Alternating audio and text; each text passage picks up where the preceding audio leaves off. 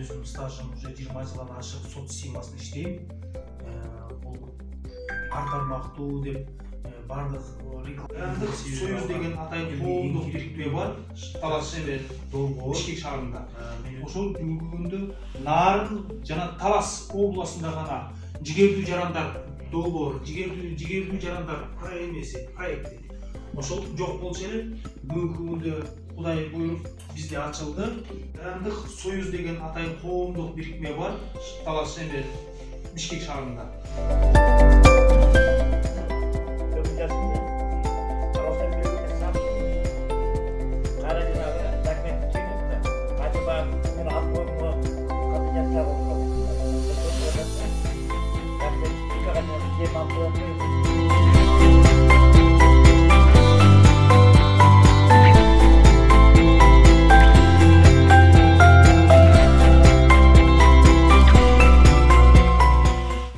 Юридикалык жагынан алдан көз каранды жана муктаж, жардамга муктаж.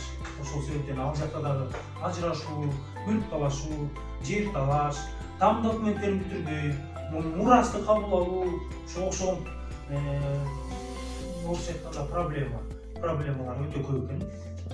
Юридикалык жагынан алдан көз каранды жана муктаж, жардамга муктаж.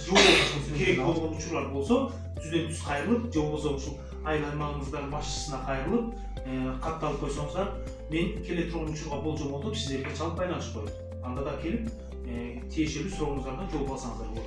Жолдо жолдоштордо бир юридикалык жагынан жооп керек болуп